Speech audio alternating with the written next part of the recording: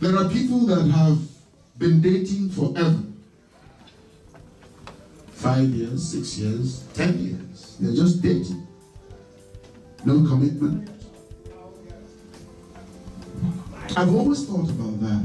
How could you go out with a woman for 10 years and still don't know whether you want to buy this product or eschew it?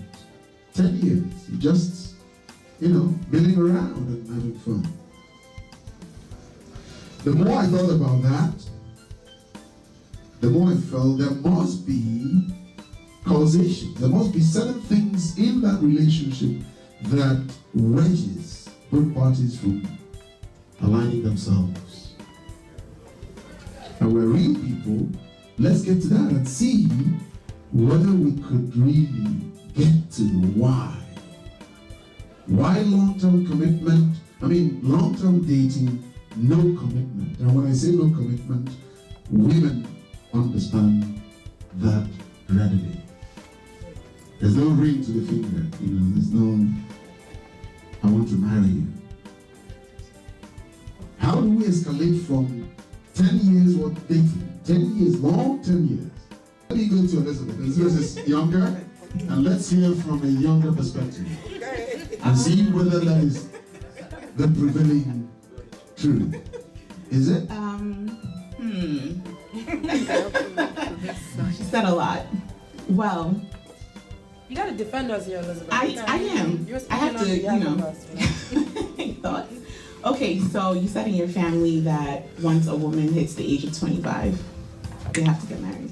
You don't have to. You have to really try to reason yourself to say, well, I'm getting there. Like I'm telling you, a woman above 30, 32, 34, 35, it's a woman. Your prospects are narrowing. When so many weddings, they have invited me to come and make a speech, like talk to the couples. What I always tell them, a woman's life is like a flower. The flower blooms, go all beautiful and everything. So when that time goes, you become an old layer. So I tell everyone. You start patching it up. Yes. That's right.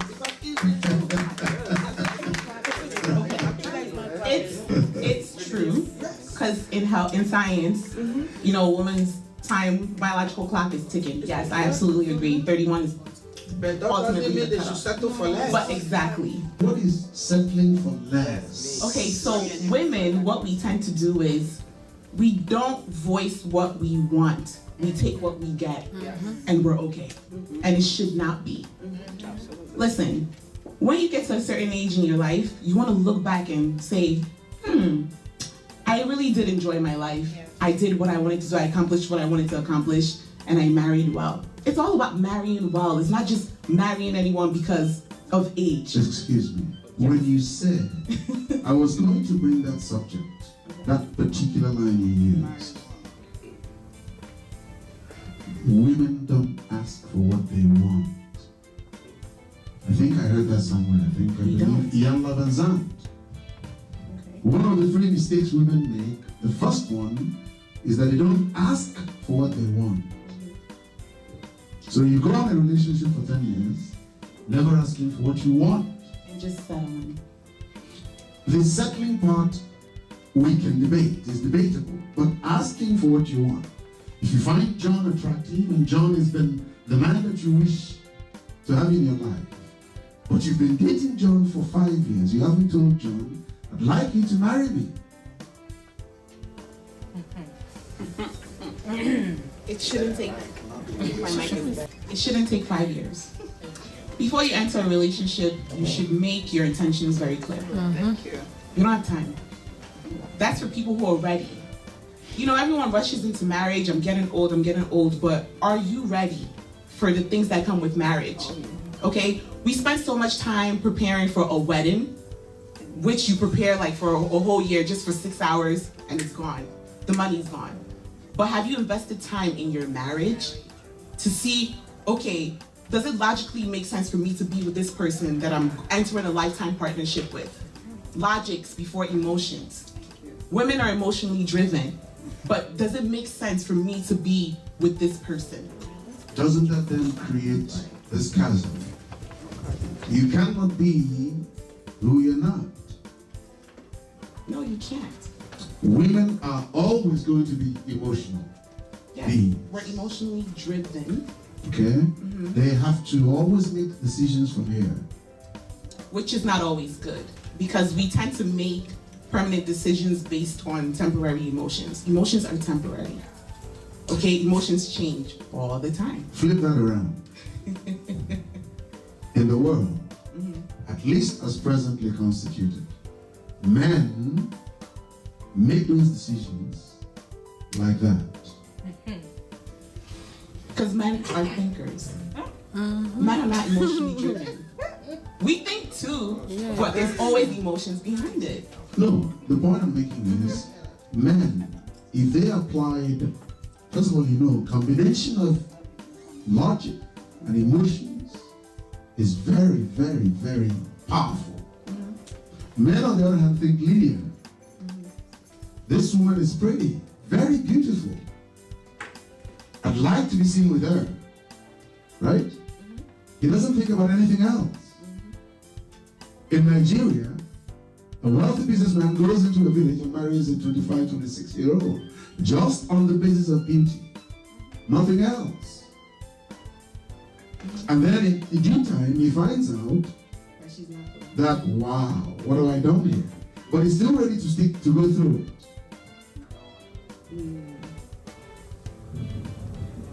Well, that may be debatable. No, you can, that's why we're having this conversation. You can differ. And then tell me why you differ. Because we just saw Governor Shimole got married to a pretty 28-year-old from Ethiopia. Because in life, people tend to pursue an idea, but they don't know how to handle the reality once they acquire what they're pursuing. That's just it. That's true. For me. Tukumbo, you've heard from her. Now you have to challenge her from your own generation as well. What are you guys thinking? As a young man, to think about marriage, it is a little scary to think ahead. Not being a father, not being a husband, but it comes with a lot of responsibility. Like my auntie said, it does come with a lot of responsibility. And us being young, as young men, we want to have fun. We want to. It's fun now not to have responsibility, just to take care of myself. Wake up, take care of myself. Next day do the same thing. Once you're married, you have to think about not just yourself. You have to think about now your wife, and then when kids come to play, now you have mouths to feed, and kids to clothe and everything like that. So it is a scary thought. So as men, we don't want to think about that until it's time. Until it's time to think about it. That's where we. So when you say time, you mean exactly what? When we get older. What he said. When you're ready. When we're ready. That's when it's time to really think about it. Of course, we want, as every man wants to marry a beautiful woman. Hopefully that woman is compatible. To me, a beautiful woman that can cook. Compatible in what sense? Compatible in what sense? We have to be able to get along. With me, I prefer a woman out that's able to cook. I mean, I can clean, but she needs to know how to clean too. She needs to be able to clean and cook. And really, I'm a simple man. Most men are simple men. We want a beautiful woman that can clean and cook, but not just stay in the kitchen. Like my auntie's a doctor.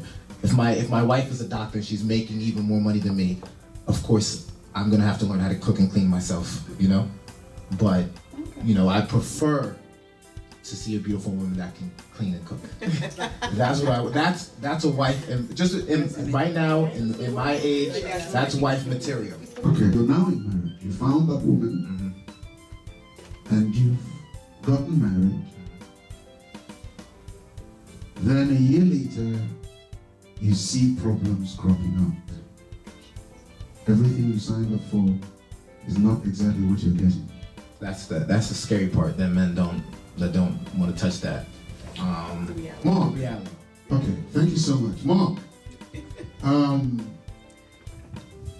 can you deal with this subject? But you're now in marriage. You're no longer looking. You found that bride.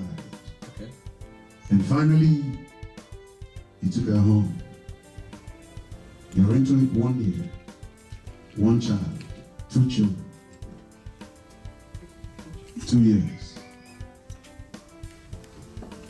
And it starts to no longer make sense to you. What has happened? You know, it's scary to even think about. All these men are scared. What's going on here? All these men It's are scary scared. to even think about all these changes that you're going to actually see in your relationship or in your marriage. You know, as years go by, you know, it can be scary. You know, because you know, from onset, you never envision the two of you changing. You know, you pretty much see it like a straight line from day one. Even if you have issues, you people will be able to resolve your issues amicably. But it doesn't always appear like that. It doesn't always happen like that. You know, sometimes you might not be able to resolve some of the issues that come in the relationship. I mean, it could. Is it really possible to have inability to resolve issues, except issues you might be going through is issues of health? Okay. I mean, I believe in my understanding and maturity that there are no issues in a relationship that cannot be resolved. Thank you. That's why I asked that question. Yes, I believe that strongly, and I know that if the two parties, if the couples are ready and matured, they can resolve any problem or issue that they face in their relationship. It's all about putting your head down. The two of you put your head down. Get rid of that ego. Get rid of that pride. You know, put your head down. You are in this for the long haul. You know, although I know in some relationships, the other party actually will be thinking, oh, after all, I really didn't plan to be with this man all these years. You know, I have other plans. Dr. Oyibo, you're making your face like this is. But the thing is, You know, I mean. what I'm trying to say is, Go ahead, I'm listening. what I'm trying to say here is that, you know, realistically, both the man and the woman must always be problem solvers and crisis solvers and matured men and women in that relationship. You know, because it takes two to tango. You know, as you grow in that relationship, you are more matured and you see things better. And the same thing, you get more, you're able to deal with crisis better. You know, it's not about, oh, I need to find the next available exit out of it. No, it's about the common goal. The common goal. What is our common goal? What is the goal of this relationship? What was our goal years ago when we started this relationship? Let's hear the. And then what is our goal? Going Are we forward. still keeping on track with that goal? Thank you so much. Key thing they always tell everybody. You can force a horse to the river, but you cannot force that horse to drink from the river. So there has to be love, man. If there's no love, nothing will ever work. I'm telling you, see, me, I use myself as an example. I tell my kids, I say, hey, you are that age now, you start to see. There has to be love. There has to be something, before you commit yourself to marry a woman, there has to be something that you love about that woman. That will always want you Be there. Yes. No matter how badly things Like my get. son just rightfully said, he wants a woman that knows how to cook. That would be the catch. And that's non-negotiable. Yeah, that would be the catch of that woman to make sure that, oh, my husband, the woman can even use that process. Like me, I also taught my boys how to cook. You know why? I taught my boys how to cook because of that reason. I say, hey, You going to be married, and you, especially one of my sons that really love Nigerian food, because I'm like, okay, if you're going to be married, you're married to a Nigerian wife or whatever, because I'm not going to be around to cook Nigerian food all the time for you, but you have to learn how to cook. You know why? Because if you don't know how to cook, your wife knows that without her you will not eat. If your wife go, I know some men, when their wife go to work, they'll be waiting for that woman today to come back. They don't even know how to boil water. Some do it due to ego, some do it because they don't really know how to do it. Once you have that love in a relationship, the key thing for a marriage to last long and stay forever is love. You know? It's love, man. Once you have that love and the Spirit of God in you, that marriage will go forever, because love conquers it all. You know? Because even the woman feel tumble today. Okay, let me deal with that. Love. Yes. Love. Love is the key. Everyone again talks about love. Yes. Right? But here's the problem. How do you want to be loved? You're saying love. The party, your husband, may not actually know how to love you. That is another problem. Because you haven't told him how to love you. And then your husband also requires love. And he hasn't told you how to be loved. And that is the understanding in a marriage. Because before you even get to the point of getting married, you should already know what the man likes. You should already know what the woman likes. And if you people not really want, it's something that you want to make work for your marriage.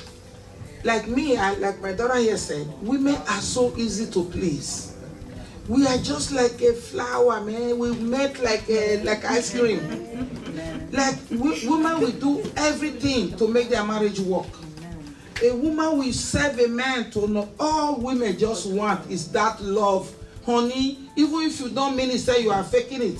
As long as it's coming from you, women will just accept. What if the love requires the man to be emasculated?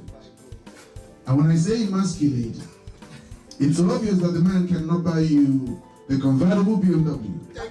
That's not a good woman. Wait. Not love. Wait. But it happens in relationships. That's not the love. We cannot negate that. It happens in relationships.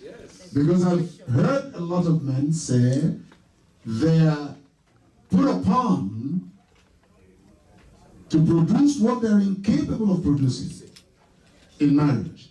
Consequently, the woman starts looking somewhere else. And if she starts looking somewhere else, your marriage is already gone south. That is the part, the aspect of marriage that my whole philosophy before you get married is you should know each other. I tell the men, test that woman. I tell the woman, test the man. Yes. Before you put your head into it. Now, if you already have a girlfriend, and I agree, I support dating. Don't get me wrong. I 100% support dating. You know why? Because even me, most of my friends knows that. You all know I'm not married anymore. It's not that I didn't do everything right, because of the same problem. Because in marriage, there should not be arranged marriage. My friend referred this. You can refer, but you have to try to know each other. Date. Try to test that man really, whether not the man. What is no? You already know. I tell my nieces that are still single, I say, if you're looking for 100% man, you will never find that man. Is there something wrong? Is there something wrong with becoming a serial dater? You've been dating for 10 years. Dating. The same people or the same different people? You've been dating different people for 10 years. For men or for women? For women. Women dating, and that's a problem. Then maybe they need to go see a counselor. Because the reason I asked that question about serial dating is that how would you know when the right person walks in? They keep searching, because you can get some percentage of a man, because you know women are more than men all over the world, Yes. the universe. That's how God created it. Why, we don't know. So, men, once I tell because so men's life doesn't expire. You can imagine now, me now, if it's now, I'm just trying to go get a husband and try to have babies. You know what will happen now. So, men's life doesn't expire. Man can be 40 and decide to say, okay, this time I want to get married. But women, once you get a good man in your way, and there are some negativities about him, there are some certain things about him, you know it's something that you can use love to correct. Find out if that man really loves you, because love is the key, man. Without love, marriage will not last. You can marry now, and there are women too. I agree, because love is what makes you tolerate a lot of things. Yes. If you really love the person. And women be who we are, like my daughter said earlier. Because women being what we are, women, there are certain conditions that we are able to cope with, you know, as a woman. He just whispered something to my ear. Can you pass the microphone to him? Okay, sure. Let him pause it correctly. I'm listening very much to what you're saying, and I just want to ask, you talk about love, make sure he really loves you. How do you know when somebody really loves you? Very, very important. Very, very. You mean in the aspect of a man or in the aspect of a woman? Both. For both. The way you know a woman really loves you is so easy. Caring. And the way you know a man really loves you is so easy. Caring. By cooking for you? You can cook all the food. You can cook. That is not the only reason. There are certain ways you see somebody care for you. Okay? Let's say in an emergency situation. I just had a patient that came to me last week. So this patient, I finished, the boyfriend dropped her off. Okay? She was involved in a motor vehicle accident. She's not able to drive yet. The boyfriend dropped her off. And I met the boyfriend and said, okay, we'll be done in an hour. You understand? So these people, they tried to really get serious to the next level. And then he was calling the boyfriend. We're done. I was about to leave the office. The boyfriend was not coming. Kept calling. That could be a way for the woman to know. I haven't even married this man. He brought me to a doctor's office and he abandoned me there and he didn't even come and pick me up. Whereas you see some boyfriend, talking about boyfriend now or marriage, before you even get into the marriage, so boyfriend will bring their girlfriend to my office. The boy will stay there until we finish. Even the boy will now say, oh man, doctor, is it okay if I go into the room with her? Then I will now go to I'll say, well, let me find out from the patient. I'll say, well, your boyfriend is out there. Is it okay if he, oh yeah, let him come. That means that just gave you a whole, for you all ladies out there listening to this, maybe you can try this out. So that just gave two ways to people now. Not one, the woman doesn't care if the boyfriend is there to listen to all her complaints of pain, okay, especially with the kind of aspect of it, the part of the body. She's being transparent. Yeah, part of the body I was treating. Yes. If it's a man you're not serious with, there's no way you will let that man come into that room when you are getting that treatment. You understand? Because he's going to bring you to your medical history. Yes, you are trusting that man. And it's also good for the woman to say, oh, he didn't even want to say, oh no, I'll just stay here when you finish. It's okay, doctor, thank you. When you finish with her, just let her know I'm here. That is just a simple way I can explain this to you. Elizabeth, you wanted to chime in. Can the floor shipping something? No, wait a minute. We're going to get to the audience participation. So, as a matter of fact, when you talk about relationship or getting married, letting it lead to a marriage and all of that, marriage being lasting for a long time, it's all about love. Okay. Because if you love your wife, anywhere you are, once it is that time, you should give her respect. You gotta go. Yes. You gotta go. And if a woman loves a husband, the woman will say, okay, I know my husband, the friends are around. Not a woman that that Aso Rock. All men go to Aso Rock this night, or all men go to be in Hollywood this night, then you already get it dressed also to go with your husband. That kind of woman too He's also going to just get stressed out and end up with high blood pressure. Because you have to also know, my husband is going, my husband will always come back home. That is the trust. You trust him. Yeah. You trust him to always go and come back. And men, the way I've seen men, I'm not a man, but I've dealt with a lot of men. I have 4 kids, 3 boys, I have brothers. So the way men want women that can give them that kind of freedom. The space. Yes. Men doesn't just want women that will just be saying, honey, where are you going? Honey, you're not leaving this house today. Honey, no. Which will lead me to our next topic. Fighting, drama, and not getting along. It comes down to love. Fighting, drama, not getting along. Mark, I want you to speak to this subject. Yeah. This topic is also a very dicey topic in the sense that fighting, hostility, not getting along. Because it is that leads to divorce. Yes, it is. That leads to court battle. Yes.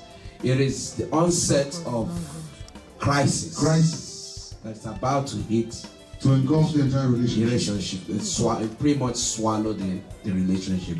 That's actually setting up the road to the court, the road to a divorce, the road to destruction completely. So how do we, sometimes some people say, oh, it will never happen to me. No. You can't say it will never happen to you. Protect your relationship from that kind of signs. Hostility, outbursts. Nobody should be outburst to their partner. If there's a something you don't agree on, agree to disagree positively, nicely. Be a listener. Allow your partner to speak first, and then when he's done speaking, then respond. Do not be over angry with your partner. Yes, sometimes you're gonna be angry. Don't let the night fall on your anger.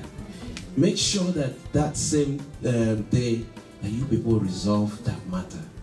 If you let that anger keep dwelling, I notice in some relationship when there's a disagreement and maybe suddenly the 2 parties stop talking to each other. Isn't that because someone is not getting what they think they should get? In other words, fights don't start on its own. Yes, it doesn't. Or on their own. Yes, it doesn't start on its own. Fights are always orchestrated. Someone starts it. Yes.